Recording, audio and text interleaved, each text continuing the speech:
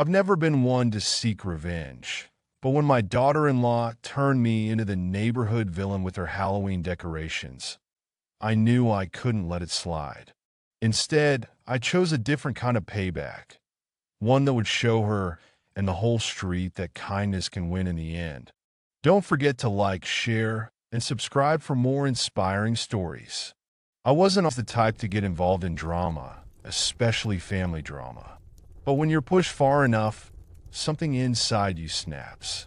My name is Edwina, and at 60, I thought I'd seen it all.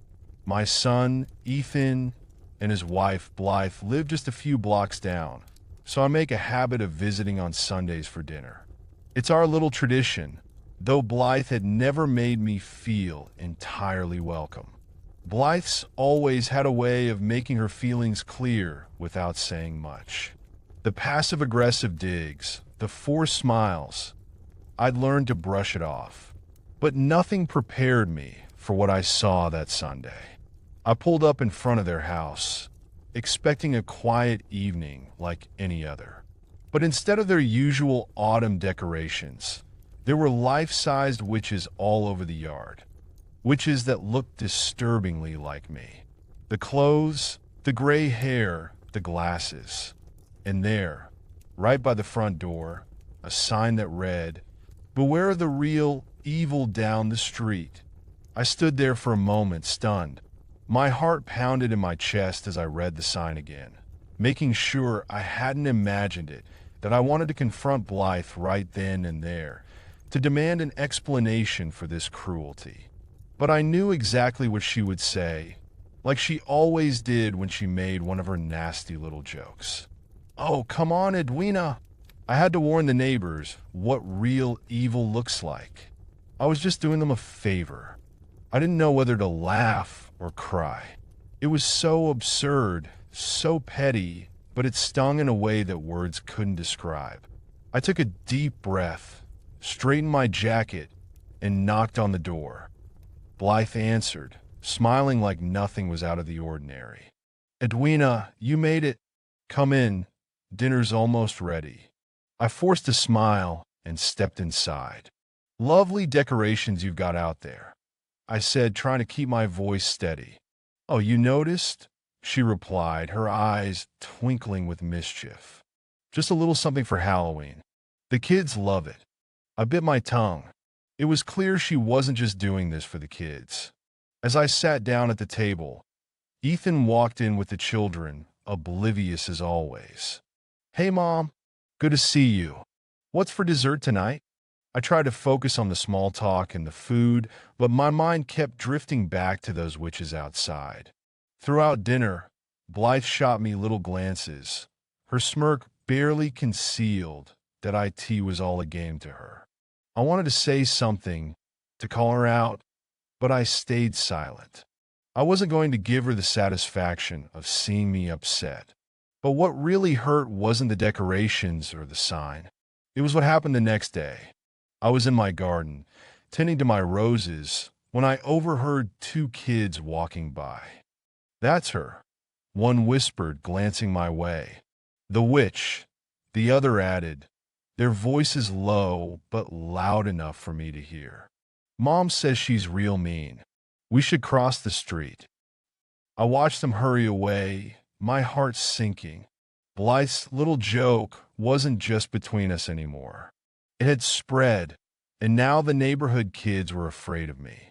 Over the next week, it got worse.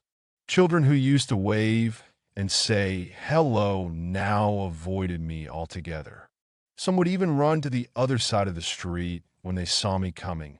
Halloween had always been my favorite time of year. I love handing out candy and seeing the little ones in their costumes. But this year, thanks to Blythe, the joy had been replaced by a deep sadness. I didn't recognize my own neighborhood anymore. One evening, as I sat on my porch, I couldn't stop thinking about how things had spiraled. Blythe's prank had gone too far, and it was hurting me in ways she couldn't understand, and I knew I had to do something, but I wasn't about to sink to her level. No, I had a plan brewing, one that would change everything, But on my terms.so, instead of getting angry or firing back with more nasty decorations, I got creative. For the next couple of days, I worked on transforming my yard. But no witches or anything spooky, no sir. I decided to go in the opposite direction. Cheerful, colorful, and inviting. Big pumpkins, friendly ghosts, and a large scarecrow with a goofy grin soon filled my front lawn.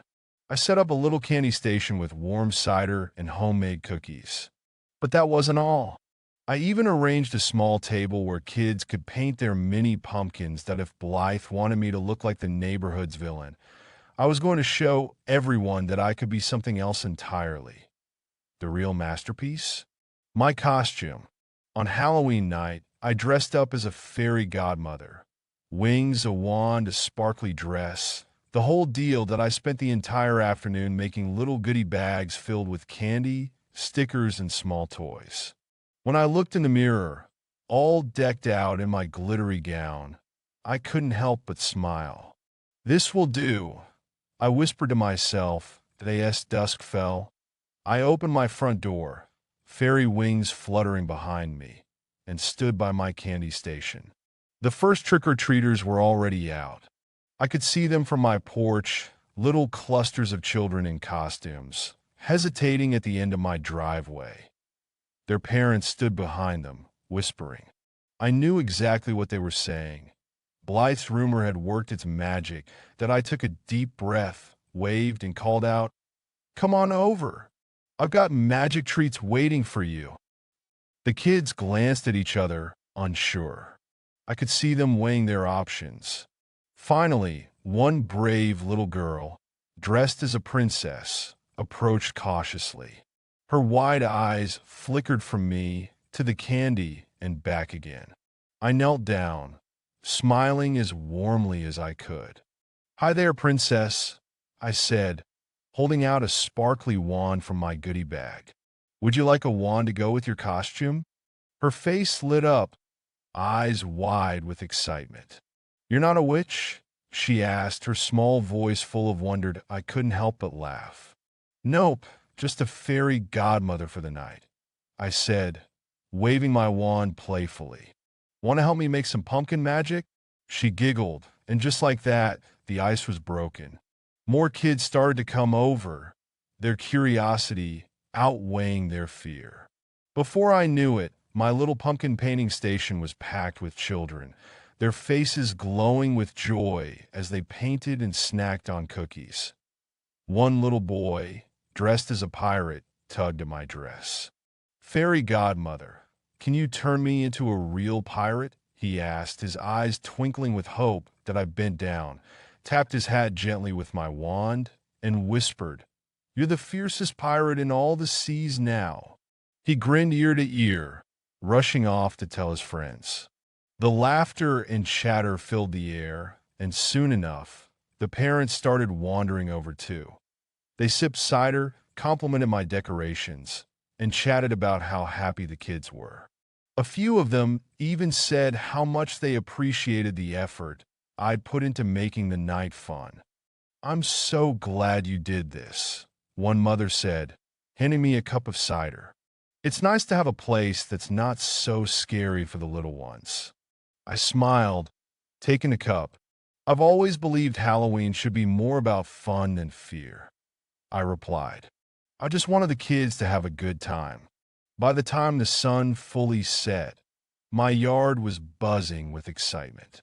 Children were running around with their painted pumpkins, munching on cookies, and showing off their goodie bags. It was the perfect evening. But the best part? I didn't even notice until later. Blythe's house, just a few doors down, was eerily quiet. She had set up her spooky witch-themed party, but all that was left were a couple of stragglers, glancing over at the buzz happening in my yard. I caught sight of her standing on her porch, arms crossed. She was watching me, her lips pressed together in a tight line. Our eyes met briefly, and I could see it, the frustration, the disbelief that her little game hadn't worked. I gave her a small wave, not a smug one, Just a simple acknowledgement that I knew what had happened. She didn't wave back, but the look on her face, it was priceless. As the night wound down, the last few kids ran up to grab their final handful of candy. One little girl, dressed as a cat, stopped and looked up at me. "This was the best Halloween ever," she said, her voice filled with genuine happiness. "Thank you, fairy godmother." I bent down, my heart swelling, and patted her on the head. "You're very welcome. And remember, there's always magic, as long as you believe in it." As I watched her skip away, I realized something important. I didn't need to confront Blythe or play her games. All I needed was to show everyone who I really was: kind, fun, and maybe a little magical. In the end, the kids got their candy, the parents got a fun, safe place for their children, and I got to keep my dignity intact.